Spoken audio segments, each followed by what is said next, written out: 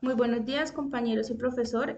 Nuestro grupo está conformado por Esther Irene González y Angie Marcela Roballo. Se llama Escribir para Vivir. El día de hoy vamos a dar una introducción a la pragmática y pues para ello nos vamos a remitir a las siguientes diapositivas. Siguiente, Irene, por favor.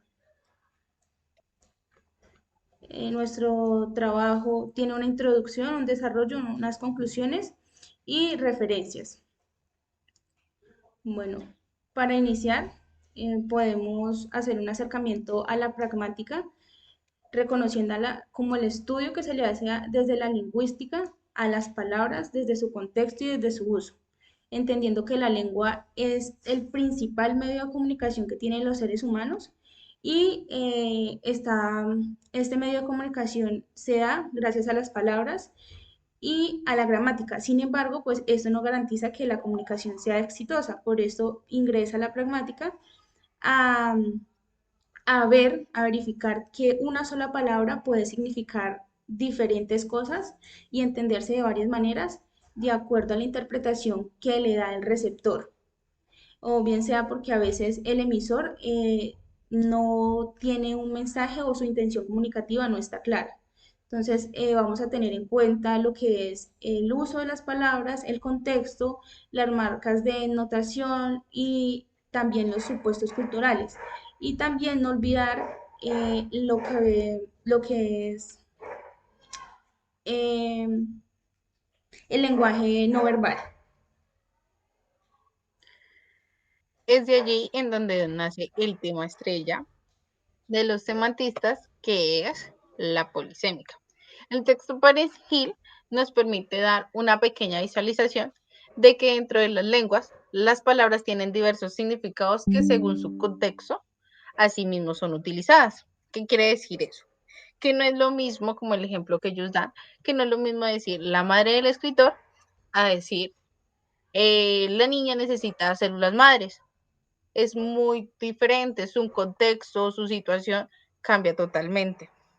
En el texto también nos dan una pequeña visualización de que este carácter es dinámico.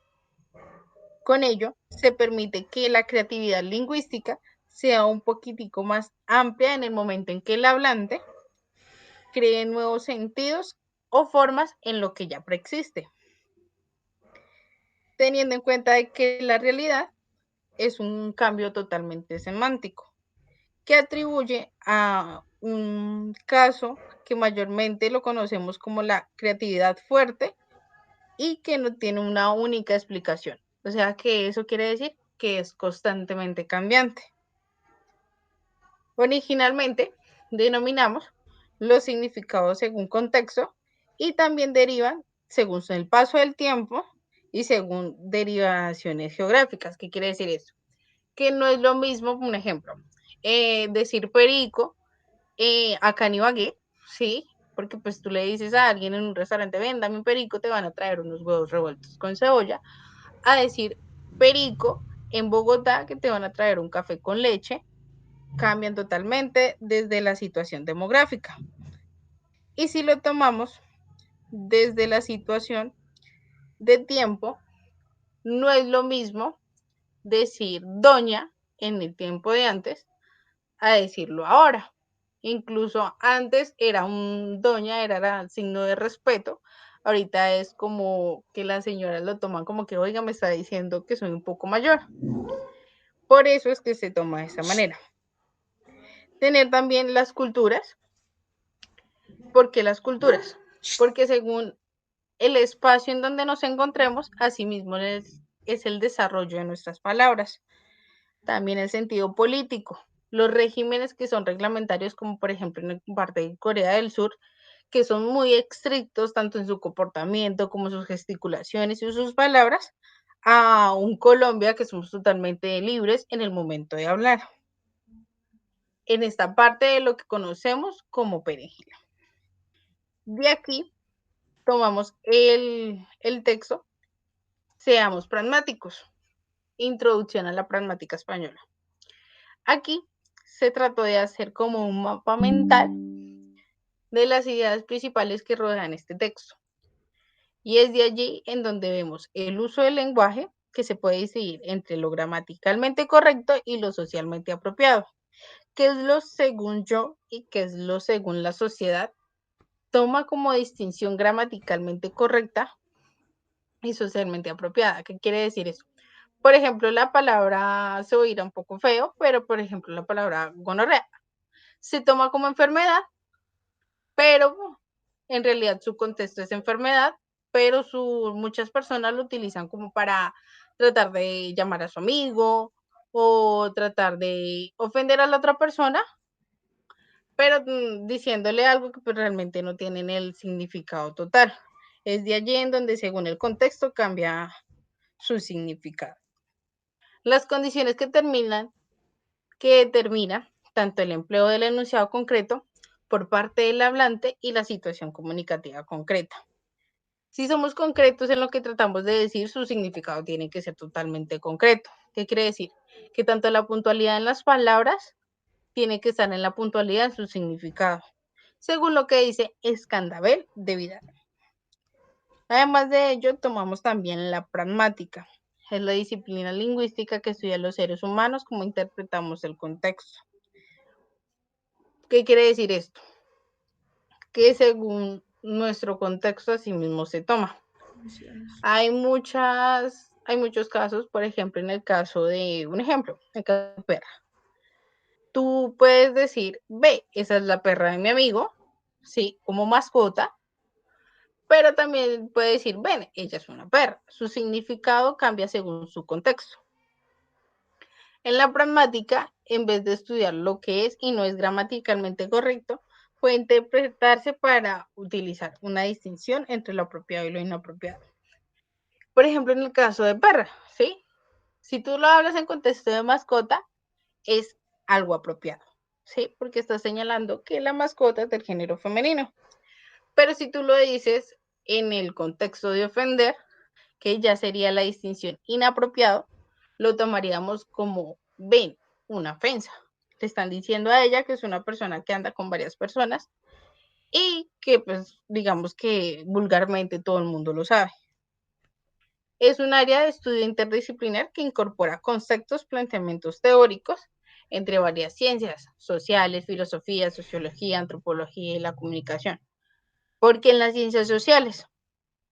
Porque como lo tomamos según nuestra demografía, también entraría nuestra sociología, nuestro entorno en el que he vivido. También entraría nuestra filosofía, que es el concepto de las palabras, cómo las tomamos y cómo se prevén. Y la antropología es el paso del tiempo. Además de eso, también tener en cuenta de que incluso en el texto le dan a uno para abrir la boca, la pragmática desde el principio. Allí es donde nos dicen, se puede distinguir entre lo gramaticalmente correcto y lo gramaticalmente apropiado. La pragmática, en vez de estudiar lo que es o no es gramaticalmente correcto, puede interesar la distinción entre lo apropiado y lo inapropiado. ¿Sí? ¿Por qué se dice esto? Porque en el lenguaje español somos ampliamente libres, mientras que si tomamos un inglés, somos bastante puntuales en lo que tratamos de decir. Generalmente, pues consideramos también que es un subcampo de la lingüística pragmática, que es un área de estudio interdisciplinar que incorpora conceptos y planteamientos teóricos que permiten que el curso introductorio hacia los campos lingüísticos de la semántica sean unos puntos que dicen aquí. Regula el uso del lenguaje en la comunicación, es decir, las condiciones que determinan tanto el empleo de un enunciado concreto por parte del hablante según su situación a que ha de tomar. Y ya con esto finalizaríamos esta parte de lo que seamos pragmáticos y perengil. Continuaba mi compañera. Gracias. Muy buenas tardes, como estaba hablando la compañera, hay algo muy importante y es en el siguiente capítulo, el capítulo 2 que nos hablan de el significado de las palabras, ¿no? Y hacen una pregunta introductoria es sobre si las palabras mienten, el significado. Entonces, primero que todo, vamos a empezar a definir qué es el significado, porque el significado es uno de los conceptos más difíciles de concretar, inclusive ha sido dialogado por diferentes expertos y lingüistas y pues han llegado a reconocer la dificultad que tiene poder conceptualizar el significado. Entonces, porque primero, una palabra, como ya lo hemos explicado, puede mantener o sostener diferentes interpretaciones de acuerdo a su contexto. Una palabra no puede estar desligada del contexto, siempre tiene que ir, tenemos que tener en cuenta lo que viene siendo el contexto. Y también, pues para entender sobre la pragmática tenemos que saber sobre semántica.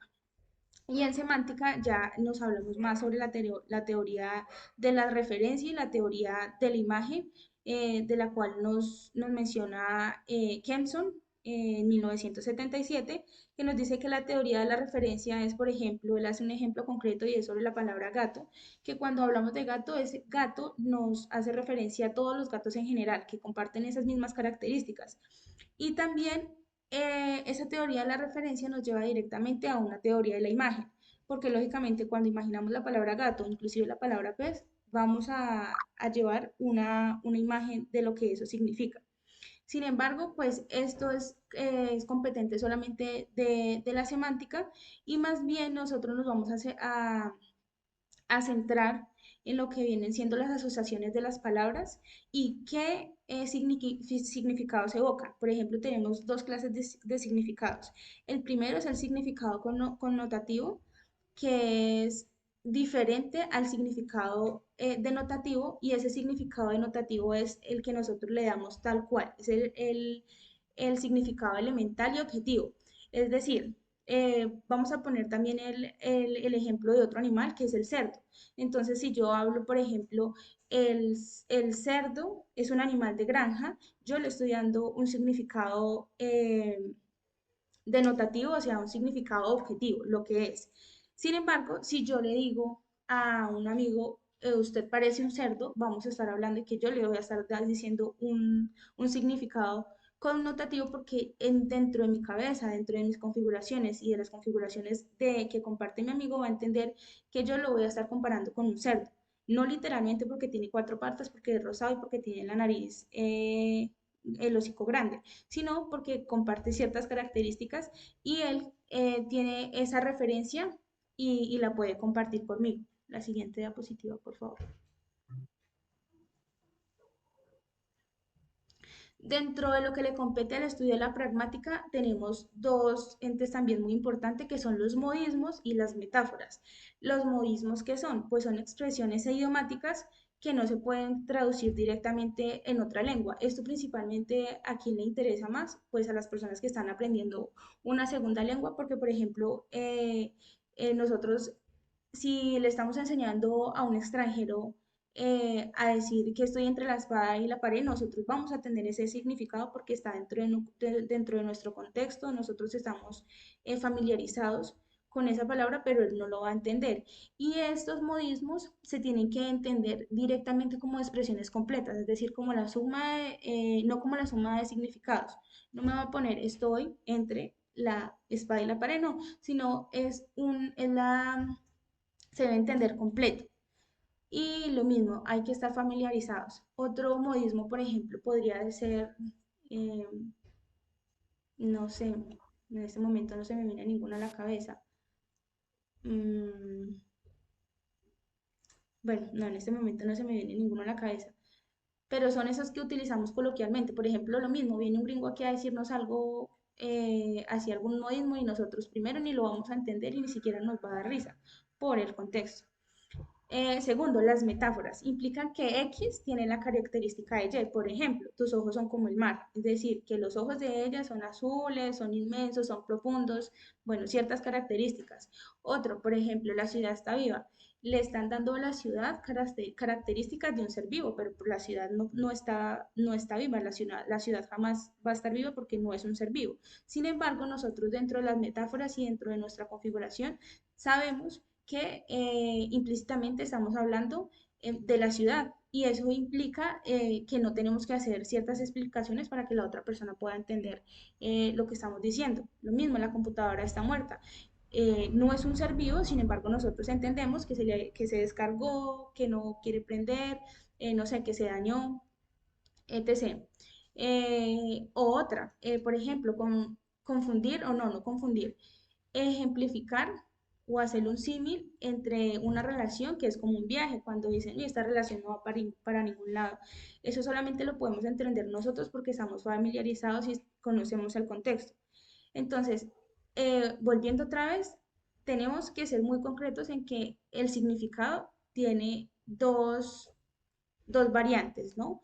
Una literal y otra que no puede ser literal porque está sujeto al contexto.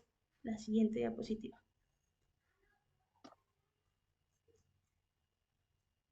Listo.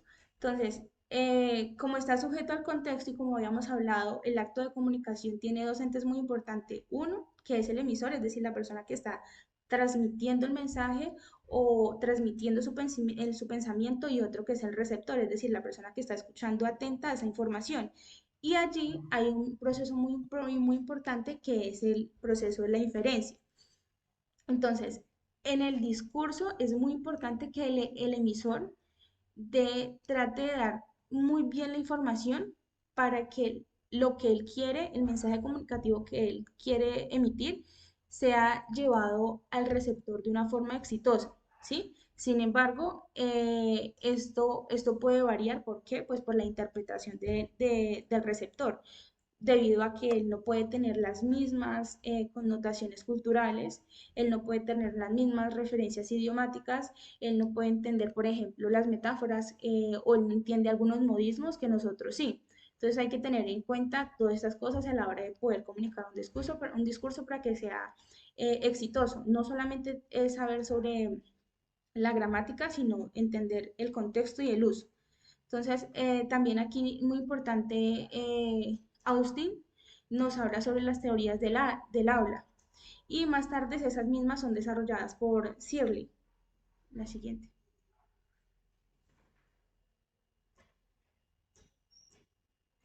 Bueno, nuevamente volvemos a decir sobre el significado y el contexto, y en este caso vamos a poner un ejemplo y a dar como tres pautas importantes que debemos tener en cuenta.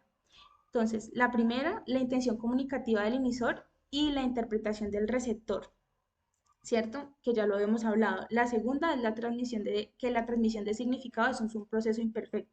Imperfecto, ¿por qué? Porque aunque nosotros queramos decir algo, la otra persona va a entender algo muy diferente. En este caso voy a poner un ejemplo, que es el caso uno, donde dice, Jaime, voy al gimnasio. Jaime le dice, voy al gimnasio, ¿quieres ir conmigo? Y Natalia le responde, me duele la cabeza. Entonces, me duele la cabeza, ¿qué significa? En este caso, si vamos al contexto, no sé, imaginémonos a Natalia que está en un cuarto en la casa y se está poniendo la pijama y se está acostando, no sé, se toca la cabeza. Entonces claramente me duele la cabeza significa que Natalia no quiere ir al gimnasio, pero no hay necesidad de decir, no quiero ir al gimnasio porque me siento cansada de esto, no. Unas palabras, ella tiene un significado implícito, ¿cierto? Y que esta comprensión necesita de un proceso de interpretación por parte del receptor, ¿sí? Las palabras no salen de la boca de la persona con el significado pleno. El que le da realmente el significado, ¿quién es? El receptor, porque es la persona que está interpretando esa información. Y esto, ¿quién lo dice? Pues Scandel no lo afirma. En el segundo caso, entonces vamos a hablar ya de los significados literales. Cómo una misma palabra puede tener dos significados. Entonces, en el caso 2, médico. El médico pregunta por qué ha venido. La paciente, me duele la cabeza. Podemos evidenciar que me duele la cabeza en este caso tiene un significado transparente, o sea, muy diferente al caso número uno, que quiso decir algo más allá de las palabras. Entonces, a menudo nosotros eh, en, en nuestro diario vivir nos comunicamos de manera implícita, ¿sí? Porque es que hay cosas que no se necesitan explicar, porque el contexto nos va a dar los elementos necesarios para poder entender todo el conocimiento del mundo.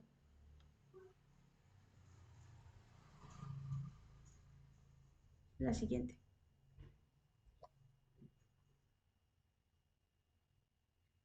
Listo. Entonces, otra muchísimo más fácil. Sería muy ingenuo de nuestra parte ponernos a buscar en un diccionario todos los significados de las palabras, porque aun cuando una palabra tiene un significado, volvemos a decir otra vez de acuerdo a su contexto. La palabra maricón era una de las palabras más insultantes que se utilizaban, pues no digo que antiguamente, aún se siguen utilizando, pero antes con mayor precisión, y se utilizaban pues para referirse a hombres que les gustaban los otros hombres y que se comportaban de manera feminada.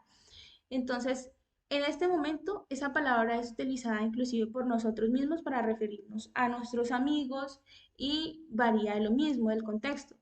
Y puede notar enojo, como puede decirle usted si es maricón o porque hizo algo mal. Aparte o diferente que yo le diga, uy, usted es un maricón y qué risa y nos estamos riendo. Entonces, una misma palabra puede tener muchos significados, como le decía la compañera, inclusive la misma palabra gonorrea eh, se entiende de diferentes formas de acuerdo al contexto. Entonces, las dinámicas que han habido en las culturas latinoamericanas, especialmente en Colombia y en Venezuela, ya marica no funciona, marica o marico no funciona como un insulto, o sea, en lugar de eso ha tomado otros propósitos y uno de ellos es, por ejemplo, buscar la atención. Decía en el texto, pues, que ya hay una marca que es maricón, o sea, como símbolo de orgullo. Entonces, eso también ha sido porque ha sido aceptado por un grupo de personas. Gente que reconoce que esa palabra puede tener diferentes significados y diferentes connotaciones. Lo mismo, puede significar enojo, sorpresa, inclusive hasta recocha. Em, entonces, en la siguiente. Entonces, pues como conclusión de eso, podemos decir que la pragmática es una de las áreas muy importantes de la lingüística porque nos aprendimos que una palabra no puede tener un solo significado, hay que tener en cuenta su uso, su significado implícito, su significado literal y que nosotros estamos inmersos en la pragmática aun cuando no lo reconozcamos, porque hacemos uso de las metáforas, hacemos uso de los modismos, somos personas que estamos en constante uso de, por ejemplo, la palabra maricón, la palabra gonorrea y muchísimas otras palabras. Es evidente que si no existiera la pragmática, si no existiera esta forma de poder entender el lenguaje, la comunicación sería imposible, porque no nos podríamos comunicar teniendo que explicar un pocotón de cosas para podernos entender con las demás personas. Y pues importante también la forma en la que el emisor se expresa, el mensaje, cómo sale, las palabras adecuadas que tiene que utilizar una persona para que su discurso sea asertivo, acertado y el emisor lo pueda tomar de la mejor manera. Tener en cuenta que la información que llegue al receptor no siempre puede llegar de la manera que nosotros esperamos porque tienen diferentes cualidades, no sé, diferentes, inclusive diferentes estudios. También el tema de los niveles socioeconómicos influye, pues la cultura, eh, las zonas geográficas, porque inclusive dentro del mismo país, dentro del mismo país no va a significar lo mismo, por ejemplo, la palabra perra, inclusive el profesor lo había explicado, aquí en Ibagué, pues perra significa una mujer que se acuesta con muchos hombres, pero en Pasto perra significa una borrachera, hoy me pegué una perra, entonces pues hay que tener eso muy en cuenta. Agradecerles por el tiempo y la atención prestada. Muchísimas gracias.